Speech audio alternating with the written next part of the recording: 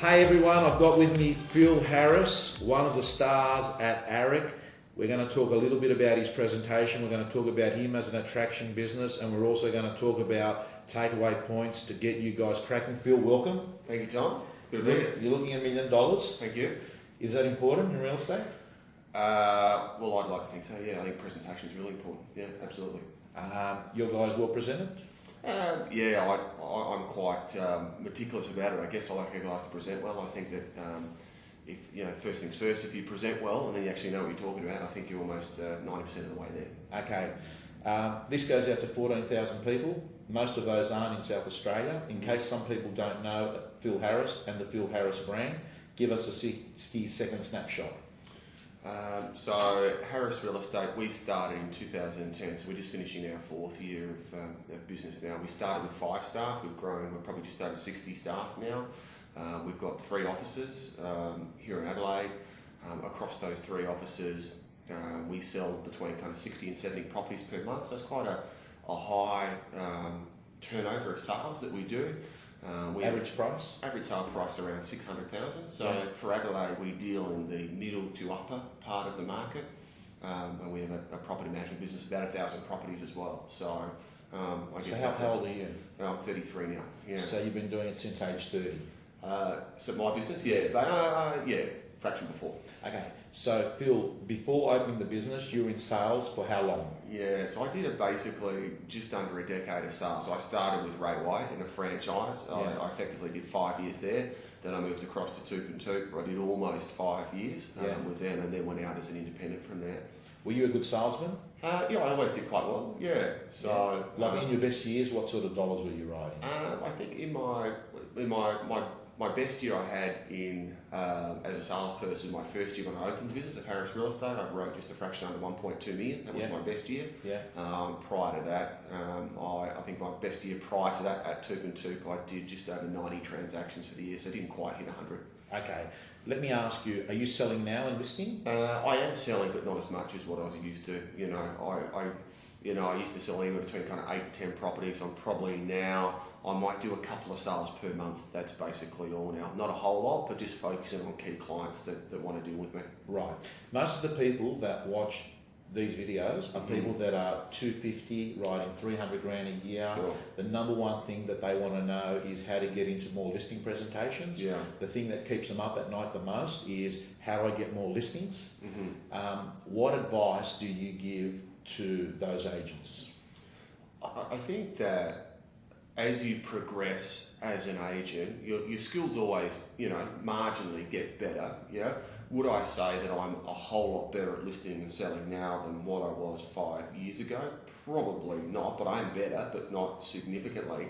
I think the major difference that I see is that agents who are writing 250, 300 compared to somebody writing $1 million, the actual skill set of listing and selling is sometimes not a whole lot different. It's just that the opportunity to get in front of more people. So there's more leverage and there's better structure within those sorts of agents who gives them the opportunity to actually just list and sell more property. Right, okay, that's a huge takeaway point, Phil, because to me what you're saying is don't get obsessed with it, with having to be like the perfect at everything. The truth is just put yourself in more situations and make it easy for people to say yes to you more often. Is that where 100%. I think that, agents try and make this business a whole lot more complicated than what it is. And, speaking about ARIC, I spoke about, 3 basic things of, prospect, list and sell. Like that's your core focus. So, yeah, as I said, your skill set's only going to get so good. But if you can just focus on those 3 core areas, don't get kind of too fascinated with having the best world's listing presentation. Of course, that's important to have that, but just get in front of more people and the numbers stack in your favour. So at ARIC, you spoke about prospect, list, and sell. Yeah. Okay. What's prospecting look like for you? Probably one of the biggest tips I was ever given about prospecting is you don't have to be great, you just got to kind of be there. An analogy that I was given once from a great sales trainer was that for $250,000, $300,000 a year, would I come and vacuum this room for 5 hours a day if somebody's going to pay me 300 grand a year? And I'd say, well, yeah, I probably would do that. But then if you look at that analogy, for prospecting is as simple as, but we can't get salespeople to prospect for 3 hours a day. So you come and vacuum a floor for 300 grand a year, for a 5-hour period. But prospecting, if you can just get on the telephone every single morning, 5 days a week for 3 or 4 hours, your skills don't have to be great, but just through the sheer volume of talking to the right people at the right moment, that's going to generate a lot of business. Yeah. Okay, so you see as an employer now, as a leader, in 3 offices, you see good people, you see average people. What are some of the traits you see of the good people? Obviously, prospecting is one of them. They get on the phones. Yeah, definitely. But interestingly enough, is that if we get somebody who's doing average numbers compared to somebody that's doing great numbers, if we just sat them both down for 1 hour and said, right, you've now got to do a 1 hour of prospecting each, if we actually both get them sitting there at the table, the person who's not doing as good a numbers, over that hour though, they actually do almost as good as the person who's doing the great numbers. But the difference is the person who writes the great numbers, they do it every day. Right. So what I'm seeing is not always in the skill set, but the discipline of the good operator, who they don't just do one good day of prospecting in their career, they make sure they do it each and every single day. And that's the biggest difference that I'm seeing between a good operator and an average operator. Absolutely. So if you're watching this, let me tell you, this spur of the moment behaviour, up one day, down another day, pumped to prospect after a national conference or an ARIC, down the following week. That's what typically happens in real estate. It's full of people up and down, spur of the moment stuff, where what you're saying is good people do same stuff as a routine, as a habit. Yeah, and I don't want it to sound kind of robotic, but real estate, if you can, there are some fundamental patterns that if you get them right, you will be successful. So just as, you talk about joining the 5 a.m. club and you get up and exercise and brush your teeth, but if you can make a habit that says every morning that you start in at the office by 8 o'clock and you ring every single vendor that you've got, and then from 8:30 to 11:30, if you were disciplined enough to say, hey, I'm going to pick up the phone and make 30, 40 telephone calls every morning as a pattern. So irrespective of whatever else is going on in your life, whether you've got a deal going on here or you've got this going on there, but every single morning, if you prospect for that 2 or 3 hours as a pattern, so it becomes part of your DNA, within 3 or 6 months, create that habit, and you're right, what most people regard as extraordinary numbers, but they're not extraordinary numbers, it's just doing the basics every day. Okay, Phil, you touched on something at ARIC called the AM and PM, and can you share what you meant by that? AM and PM to me is I look at, the daily ritual of a successful real estate agent, and it's about splitting your day into 2 different states, if that's what you want to call it, state of mind. Yeah. So I'm of a believer of my observations of the best in this business that the AM, so before midday, is what I call an intense state. Yeah. So between the hours of 8 a.m. and 12 p.m. I actually, and I spoke about this, I don't mind seeing salespeople having a little bit of almost uneasy anxiety in the system, if that makes sense, because between the hours of 8 and 12, that's where you've got to be focused, and there needs to be a real intensity around picking up the phone for that 2 or 3 hour period in the morning, so 5 days a week. The PM, I call it a relaxed state. And that's a very different energy. So in the morning, if you're standing up with your headset on, smashing out 20, 30 calls, really high energy, intense, doing that, the afternoon is a different energy, which is showing buyers property, being more relaxed, and actually listing properties in the lounge room, face-to-face with the vendor. Well, that's a different energy. That's a different connection that you'd have with somebody without so much intensity, if that kind of makes sense. Yeah. So I don't mind. I think people have got this misperception of real estate agent, you've got to be robotic and be going 24/7 all day. I don't think that's the case at all. But if you're focused enough to say, hey, every morning I come in and I'm really intense, and in the afternoon, don't be afraid to go and have a coffee with a mate or a friend or a past client, or in a much more relaxed manner. So it's about splitting your energy up to being intense in the morning, and the afternoon is more of that relaxed state of mind. Right. Okay, I consider you an attraction business. Sure. I consider your brand, it sort of interrupts people's mindset. Like they're sitting there, Harris. Sure. You're reasonably good at getting vendor paid marketing, both in print and online and in other marketing activities. What's the secret there? Why is it that some agents get VPA and some other agents don't get VPA? Well, a couple of things. Why do agents not get good VPA? Well, the best agents generally get the VPA, so I think that it firmly comes from a confidence issue. Right. Yeah. So why do you not get VPA? Generally, it's because it's due to fear. Yeah. So the first priority in most agents' mind is, I've got to get this listing. Why do I have to get this listing? Because I'm so desperate to get the listing, because I've only listed one for the month and I'm $5,000 down in debit with the boss or whatever it might be. So it comes from a scarcity mindset, which is, I'll do anything I possibly can to get this client to sign up with me. Yeah. Whereas an agent who is a attraction agent, to use your words, they're going in there not fast whether they miss it. Of course they want it, but they're not there with a self-interest to say, I'm so desperate to get this listing. They're going in there with a mindset which is, I'm here to tell you the best advice that you need to make a well-informed real estate decision. So there's no fear in missing out. So there's no fear in recommending an aggressive marketing campaign. That's how I see it. And then that comes back to, why is there a scarcity mentality? Because you don't prospect with 2 or 3 hours per day. Whereas if you prospect it every day, gradually the small stuff takes care of the big stuff, which means you'll be in more lounge rooms. And if you're in more lounge rooms, you'll get more listings. And if you're getting more listings, you're not afraid to actually put the truth on the table, which is you need to market and expose your property if you're about getting a great price. Except most agents come in with a fear, which is, I need this listing to get by.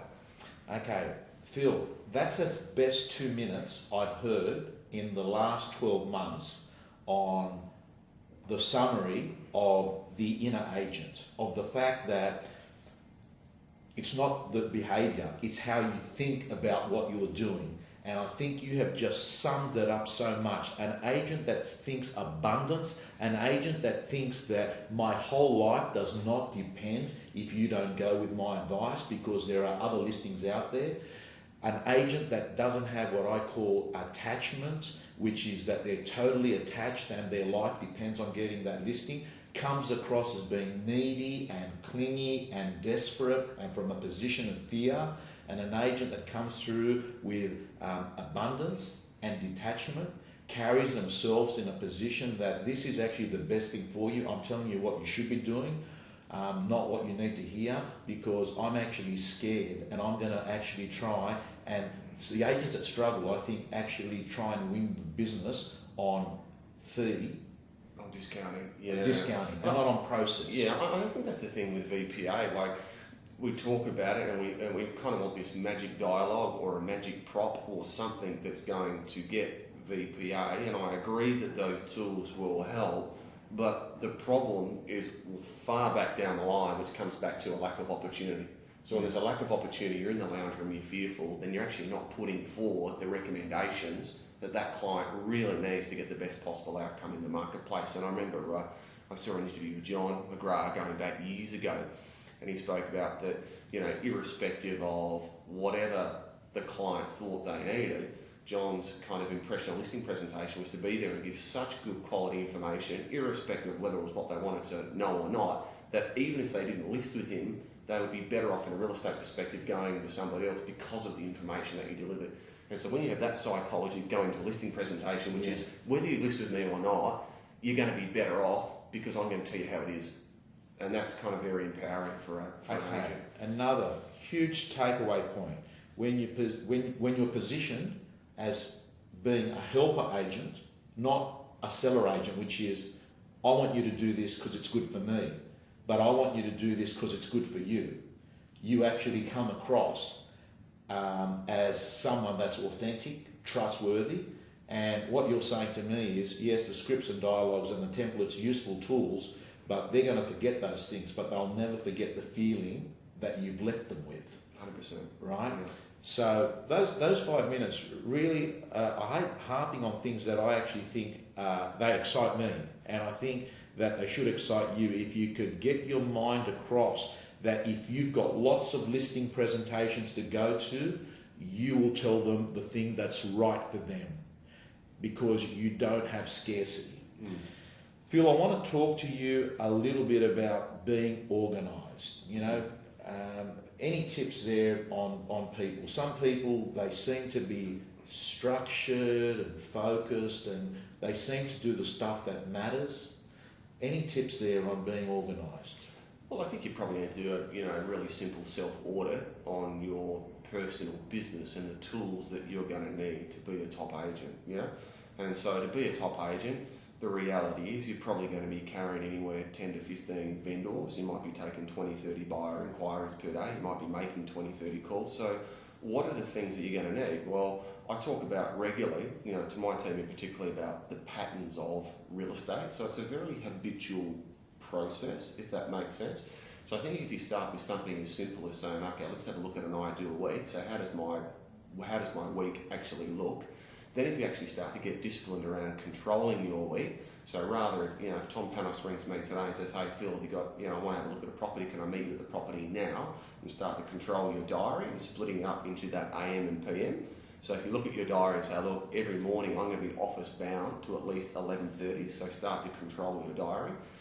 The other classic things that I see is people with pieces of writing down buyers' details on pieces of paper and bits and pieces and all those sorts of things. I've always operated simply from a Daybook, where I work with a Daybook and I've got my task list that I write out every single What's day. a Daybook? It's just a diary. Yeah, or not an A4 journal where every morning before I start my day, I might write out 10 or 15 tasks that need to be completed for that day. But then when I'm taking buyer inquiries during the day, I'm taking people's details inside that journal. Then that night, I'll go and enter all those people into the database. So I've got, simple capturing tools. But if you can do an audit and have a look at those sorts of things, keep it simple and keep it organised. Okay, in terms of your personal organisation, you use a Daybook. Yeah. Do you use Outlook as your appointment calendar? Yeah, Outlook. So I use an iPhone and I have Outlook, which is sunk back in my computer, and all my PAs and people back at the office have got full access to that. So I'm completely digital. My Daybook is purely there for capturing information. You got a to-do list? Absolutely. Do you write that down, or it's on task or on some app? No, definitely written down in paper in that Daybook. Right. Okay. Can I ask you, you wake up early or wake up late? What's your rhythm? So my rhythm for me, I'm out of bed by about 4:30 in the morning. So by the time I'm up and running by about 4:45. So I'm either going to be at the gym first thing, or I'm going to be on the pavement running. So I spend basically the first hour of my day getting myself prepared, being physically and mentally. So by about kind of 5:30, I'm feeling really good. Like I've exercised, I've written out a few goals, or I've written out a task list, and I've kind of spent maybe 20 minutes in quiet time. I'm showered, I'm ready to go. So I'm feeling pretty good by about 5:30. And then generally I'm kind of into the office by 6:30. So I'm an early starter. My best energy is between kind of 5:30 and 11 a.m. Okay. What time do you normally finish? I try to finish these days by 6 p.m. That's my goal, is to start early and finish early. I used to kind of go 8 to 8 or pretty long hours. Now I still do reasonable hours, but I'm getting home at a sensible hour. Do you work 6 days or 5 days? I'm working 6, yeah. Do you run auctions? Do you call your auctions? Absolutely, yeah. Yeah. How many would you call, say, per month or? Look, I'm not doing a whole. I might be doing in a busy period. I might do 15, 20 a month, maybe something like that. You're mainly a private treaty business, aren't you? No, look, we do quite a lot of auctions, but I guess the size of our business compared to some of our big competing franchises, we don't have the volume as some of these other businesses, but we do quite a few auctions. Yeah. Right. Can I ask you, why are you hungry? You're a motivated person. Yeah. Is that natural? Look, sometimes I have to work at it. Yeah, like everybody. I think you'd be lying if you said every day do I wake out of bed and wake up out of bed and I'm just pumped, ready to go. No, but I'm a very systemised person and I put some processes around it. So irrespective of how I feel, I've got good systems in place that get me into a motivated state by following those procedures that I put in place. So what drives me, I guess, in my mind, I believe that we're obviously only on the planet once, and so irrespective of wherever I end up, I don't compare myself to anybody else, but I want to get to the end of my life and know that I made the most of my talent, I guess. Yeah. Okay. And I noticed, Phil, I've got to tell you, what I've noticed, some of the best people I interview, and the people that go on these videos are always people that write $1 million a year and over. And they've done well, because if you're writing $1 million a year, you know what I mean? You're generally making more money than the average person in Australia is in a normal job. What I noticed is the real successful people do it not because they have to, but do it because they want to. Mm-hmm. And I don't know whether it's a pride thing or whether it's, like you said, at your last hour, at your last day, you want to look back and say, Phil Harris played 10 out of 10 in life. Sure. Is that something that you were born with, or do you do a lot of training? Do you listen to stuff, or I'm curious. I mean, I've seen you around at seminars. Yeah. You did say to me last time I saw you, I was at your office. You said to me, "Oh, I did an online course from Robin Sharma." Yeah. And I got to tell you, 3 or 4 weeks later, it popped up on my screen. I paid my $500. I went and did it, and I was glad I did it. Excellent content. Do you do training? You read books? What's your form of training? I guess I'm fanatical about training. Yeah, so I do plenty of online seminars. You mentioned Robin Sharma. I flew to Canada a couple of months ago and spent 2 days with him over there and did a conference over there. I attend plenty of all of the major real estate conferences. I read fanatically. I don't know. It kind of becomes an addiction, I suppose, where you just start to develop these lists of the more and more you learn, the more you realise that you're only scratching the surface on your own potential, if that makes sense. So I have lists of books that I want to read, and I guess, Do you read or listen to books? Both. I'm not a great reader, so I do read, but I try and probably put close to an audio book away per week, of something. And good one that you can recommend? What have I done lately? Probably Stop Acting Rich. Yeah, great book called Stop Acting Rich. Just talks about the perception of what people perceive as wealth and how to get yourself financially organised. So I did that in the last fortnight. That was good. But I guess it comes down to what your desire is, and if yes, I do love real estate, but what I love a lot more so than real estate these days is seeing other people grow and other people develop. So are you a decent manager? I do okay. Look, it's really foreign turf for me, to be honest. I've always just been a salesperson. I'd say I'm much better at leading than what I am at managing.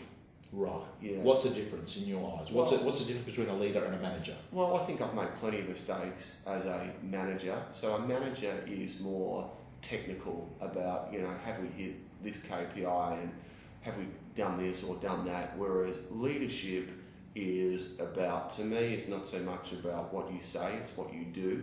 So within my team, I've said this to my team, why do people stick with me within our business? Because I've made plenty of mistakes, but I've never made mistakes around integrity, if that makes sense. Yeah. So people will forgive you for if you don't get a marketing project right or this doesn't work out. But once you cross the line of integrity, people will turn their back on that and they'll walk away. Yeah. But what gets me more excited now than listing and selling properties is seeing young people in our business. You can take a 22-year-old kid who can now sell 8 or 10 houses per month.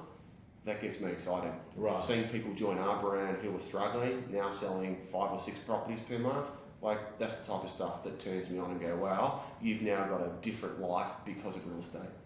Okay, so what you're saying is the transition of the buzz of the list and sell and putting a deal together is now you're getting the same high in working with people that are improving their lives using real estate as their life improver and coaching them, training them. Do you coach them? Yeah, I'm quite heavily involved with the guys in really working that, and I guess I how many sales guys is there in the... we're about 25 now. Do you go to listing presentations with them at all? Yeah. So I'm out regular at listing presentations and vendor meetings and set to sell meetings and all these sorts of things.